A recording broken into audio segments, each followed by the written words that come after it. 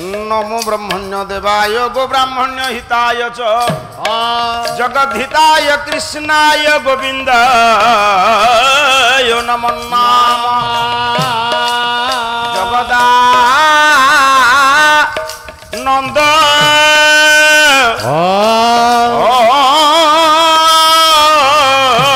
कंदाय प्रणेतार्थी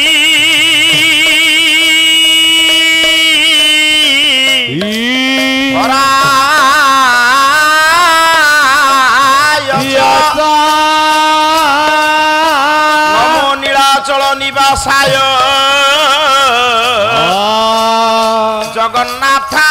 जगन्नाथाय ते नमः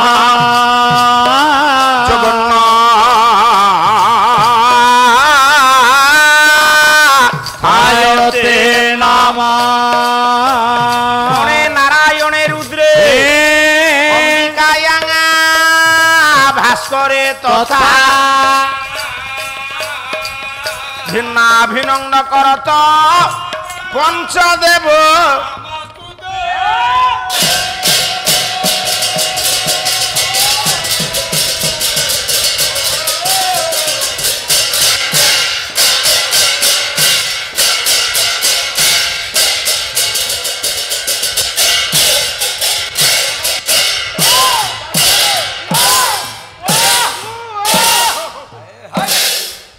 कला मुखता कालिया अब ये देहता नलिया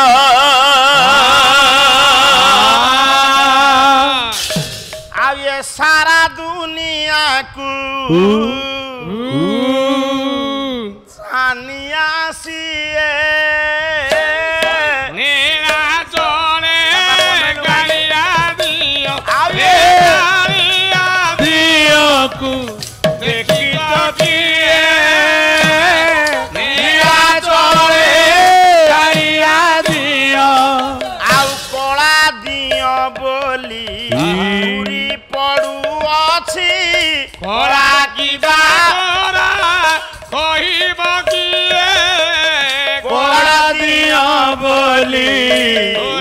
पड़ुअछि गोरा की बागोरा कहब किए अधा गढ़ा रूप दियो की देवता अधा गढ़ा रूप दियो की देवता नारी की पुरुष जना न जाए नीलाचले कालिया दियो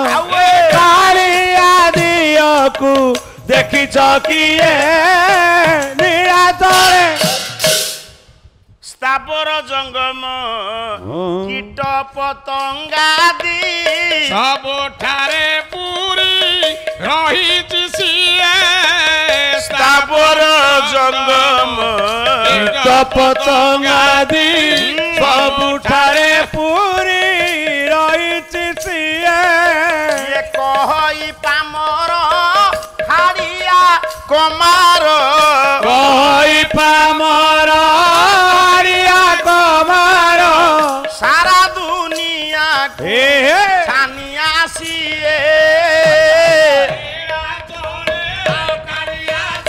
आओ ये कालिया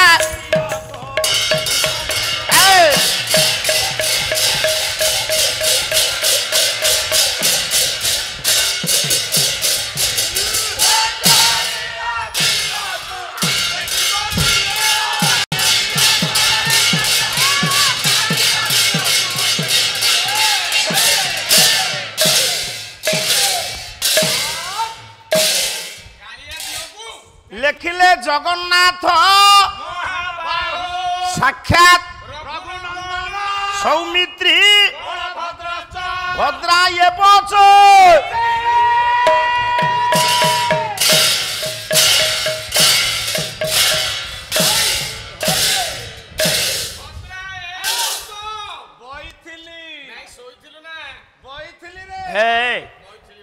मैथिली बसी नुहे कि शोईले नुहे सारे गरम रे टिके सुबिबा कम होउची ଧୀର ସ୍ଥିର ଭାବରେ ନିଜ ନିଜର ଆସନ ଅଳଙ୍କୃତ କରିନିଅ, ସ୍ଥାନ ସଂରକ୍ଷଣ କରିନିଅ, ଜାଗା ବାଛି ନିଅ।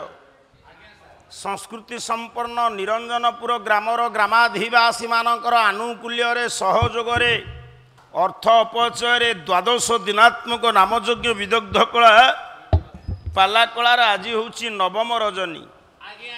କଲ୍ୟାଣକାରୀ ହୁଅନ୍ତୁ ନାରାୟଣ ମହାପ୍ରଭୁ। ଏବଂ ଆମ୍ଭମାନଙ୍କର ହେଉଛି ପ୍ରଥମ ଅଧିବେଶନ। ପ୍ରଥମ ଅଧିବେଶନରେ ଜ୍ଞାନୀ ଗୁଣୀ ବିବେକୀ ପଣ୍ଡିତମାନଙ୍କ ନିକଟରେ ପୁଅ ସନ୍ଥ ସାହିତ୍ୟରୁ ଦି ଧାଡ଼ି ପାଠ କରିଛି। ବାପା ଇଲଚନ୍ଦ୍ର,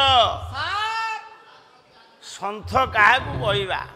ସନ୍ଥ ଯିଏ ଦାଢ଼ି ରଖି ମାଳି ଜପି ଖାଆନ୍ତି ସେଇ ସନ୍ଥ ନାଇଁ, ଯିଏ ସନ୍ତରାବଣରେ ରହେ ସିଏ ହଉଛି ସନ୍ଥ। ଗୋଟିଏ ପଦ ଲେଖିଲେ ଜଗନ୍ନାଥ ଦାସ ପବିତ୍ର ଭାଗବତ ଗ୍ରନ୍ଥରେ କହିଲେ ଇଏ କପଟ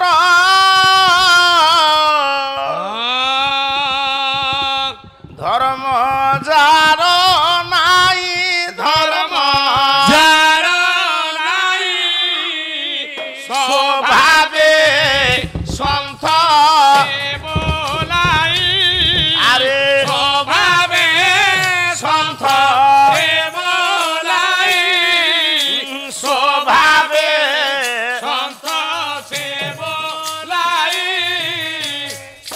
ବାବୁ ଗୌରିକ ବସ୍ତ୍ର ପିନ୍ଧି ଆଜ୍ଞା ଆଜ୍ଞା ଏ ଦାଢ଼ି ଥୋଡ଼ି ରଖିକି ଜଟା ଜୁଟ ବିମଣ୍ଡିତ ଶିରରେ ମାଳି ଗଡ଼େଇକି ବସିଲେ ସନ୍ଥ ନୁହଁ।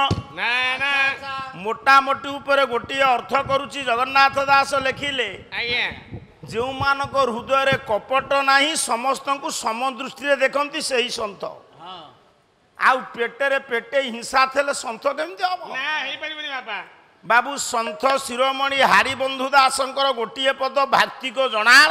ଆଜ୍ଞା ମୁଁ ଆପଣମାନଙ୍କ ଆଗରେ ଶୁଣେଇଲି କବିମାନେ, ସନ୍ଥମାନେ, ଜ୍ଞାନୀମାନେ ହଁ ଆଜ୍ଞା ମହାପ୍ରଭୁଙ୍କ ନିକଟରେ ଭଜନ ଜଣାଣ ଲେଖନ୍ତି। ହଁ ଲେଖନ୍ତି ସାର୍। ଭଜନ ଯିଏ ସେ ଜଣାଣ ନୁହଁ, କି ଜଣାଣ ଯିଏ ସେ ଭଜନ ନୁହଁ। ଆଚ୍ଛା ସିଏ ବି ଅଲଗା ଅଲଗା। ଭଜନ କହିଲେ ଭଗବାନଙ୍କର ପ୍ରଶସ୍ତି, ଭଗବାନଙ୍କର ରୂପ, ଭଗବାନଙ୍କର କୀର୍ତ୍ତି ଯଶ ଗାନ କରିବା। ଜଣାଣ କହିଲେ ଗୁହାରି ଜଣେଇବା। ସଙ୍ଗୀତ ମାଧ୍ୟମରେ ଗୁହାରି ଜଣେଇବା ହେଉଛି ଜଣାଣ। ମୋ ମା ମାନେ ଜ୍ଞାନୀ ମାନେ ବିଚାର କରନ୍ତୁ। ଆଜ୍ଞା ଲେଖିବା କଥା ହାରିଦାସ ଲେଖିଲେ, ହଁ କିନ୍ତୁ ଏ ଲେଖା ଭିତରେ ପ୍ରଶ୍ନଟିଏ ଉଙ୍କି ମାରିଲା। ହ୍ୱାଟ ପ୍ରଶ୍ନ? ପ୍ରଶ୍ନ କ'ଣ ନା ନୀଳାଚଳେ କାଳିଆ ଦିଅ, କାଳିଆ ଦିଅକୁ ଦେଖିଛ କିଏ? ଆଜ୍ଞା ଠିକ ଠିକ ଠିକ। ଆପଣ ମାନେ ଶ୍ରୀକ୍ଷେତ୍ର ଧାମରେ ଜଗନ୍ନାଥଙ୍କୁ କିଏ ଦେଖି ନାହାନ୍ତି? ସବୁ ଦେଖିଛୁ। ଜଣେ କ 10 ଥର କିଏ ଦେଖିଥିଲେ, କିଏ ଥରେ ଦେଖିଥବ। ଆଜ୍ଞା ଆଜ୍ଞା ଆଚ୍ଛା, ହାରିଦାସଙ୍କ ପରି ଜଣେ ପ୍ରତ୍ୟୁତ୍ମନମତି ସାଧୁ, ସେ କେମିତି ଲେଖିଲେ ନୀଳାଚଳେ କାଳିଆ ଦିଅ, କାଳିଆ ଦିଅକୁ ଦେଖିଛ କିଏ? ହଁ ବା ତୁମ ମାନଙ୍କ ଭିତରୁ କିଏ ଦେଖିଛ ମତେ କହ? ମୁଁ ଦେଖିଛି। ସାରେ ଆମେ ସମସ୍ତେ ଯାଇଛୁ। ମୁଁ ପା ଏଇ କାର୍ତ୍ତିକ ମାସରେ ଯାଇ। ତୁମେ ଜଗନ୍ନାଥଙ୍କୁ ଦେଖିଛ? ଆଜ୍ଞା ଜଗନ୍ନାଥ ଦେଖିବା ପାଇଁ କେମିତି କହ? ସାରେ ଜଗନ୍ନାଥ ଦେଖିବା ପାଇଁ କାଳିଆ। ସାର ଜଗନ୍ନାଥ କ'ଣ? ନା ନା ଜଗନ୍ନାଥ ଦେଖିବା ପାଇଁ କାଳିଆ। ଜଗନ୍ନାଥ ଦେଖିବା ପାଇଁ କଳା ଆଜ୍ଞା ସମସ୍ତେ କହିବେ, କିନ୍ତୁ ହାରିବନ୍ଧୁ ଦାସ ନାହିଁ କରିଦେଲେ ଜଗନ୍ନାଥ ସମ୍ପୂର୍ଣ୍ଣ କଳା ନୁହଁ। ଜଗନ୍ନାଥଙ୍କ ମୁହଁଟା କଳା, କିନ୍ତୁ ଦେହ କଳା ନୁହଁ। ତାହେଲେ ଦେହ କ'ଣ? ଦେହଟା କଣ? ଇରେ ଗୋଟେ ଲୋକର ମୁହଁ ହେଇଥିବ କାଳିଆ, କାଳିଆ ଦେହ ହେଇଥିବ ଧଳା। ତାକୁ କଳା କହିବା? ନା ଗୋରା କହିବା? ନା ଜଗନ୍ନାଥଙ୍କର ମୁହଁ କଳା, ଦେହ ଗୋରା, ଗୋରା। ସେ ଜଗନ୍ନାଥ କିଏ?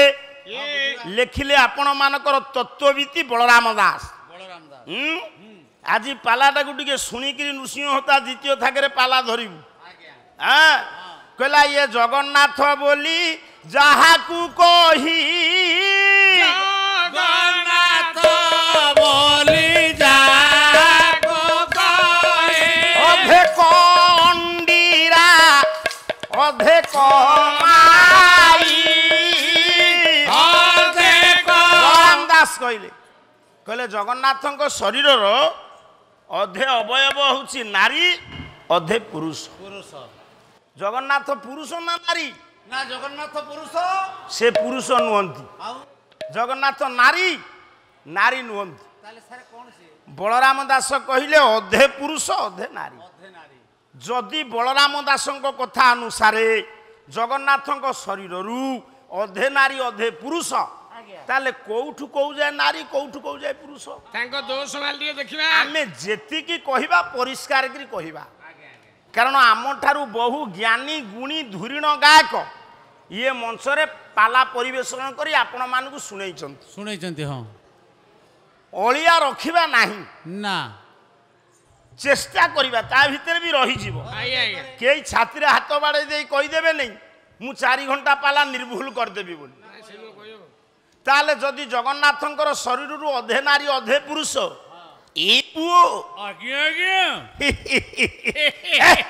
କୋଉଠୁ କୋଉ ଯାଏ ନାରୀ କୋଉଠୁ କୋଉ ଯାଏ ପୁରୁଷ? ହଁ ତା ଗଲେ କଣ ହେଲା? ତାଙ୍କ ଦୋଷ ମାଳିଟା ଦେଖା। ଦୋଷ ମାଇ କଣ ବାଡ଼ ପକେଇବୁ? କୋଉଟା? ସେଇ ଏଇ ପ୍ରକୃତି ଖରାପରୁ ତୁମ ଭାଇ ଭାଇରେ ପଡୁନି। ବିଲ 5 ଗୁଣ୍ଠୁ, ଇଏ ଏପଟୁ ହାଣୁଛି ସେ ସେପଟୁ ହାଣୁଛି, ସାପ ଯାଇପାରିବନି ହିଡ଼େରେ। ସାରେ ଏ ବର୍ଷ ଆମେ ହିଡ଼ ରଖିନୁ, ମିଶେଇ ଦେଇଛୁ। ସତେ କଣ ତ ନା? ଆଚ୍ଛା ଇଲଚନ୍ଦ୍ର ଆଜ୍ଞା। କଣ କହିଲେ? ଅଚ୍ୟୁତାନନ୍ଦ ମହାପୁରୁଷ ସିଏ ଜାଣିଛନ୍ତି କୋଉଠୁ କୋଉ ଯାଏ ନାରୀ ଆଜ୍ଞା କୋଉ ଯାଏ ପୁରୁଷ। ଆରେ ଭଞ୍ଜ ଅଭିମନ୍ୟୁ ଦୀନକୃଷ୍ଣ ଯଦୁମଣି ଇଏ ପଛରେ ଆଇଲେ ନା। ହଁ ବା ଆଗ ଥିଲା ବୌଦ୍ଧ ଗାନ ଦୋହା, ଆଜ୍ଞା ସାରଳା ଦାସ ଆଣିଲେ ପ୍ରଥମେ ଓଡ଼ିଆ ସାହିତ୍ୟ, ହଁ ତାପରେ ପଞ୍ଚସଖା, ଆଜ୍ଞା। ତାପରେ ରୀତିଯୁଗୀୟ ମଧ୍ୟଯୁଗୀୟ ଆଧୁନିକ ଅତ୍ୟାଧୁନିକ। ଆଜ୍ଞା ଆଜ୍ଞା ଏବେ ପୁଣି ନୃସିଂହ ହୋତା ଲେଖିନାନି ମୋ ଚମ୍ପକ ବରନା ରେ। ହଁ ବା ହଉ ଲେଖନ୍ତୁ। ଲେଖିକିରି ତାକୁ ବାଙ୍କା ଦାସଙ୍କ ଠି ଭଣିତି କରୁଛି। ଗଣତି କରି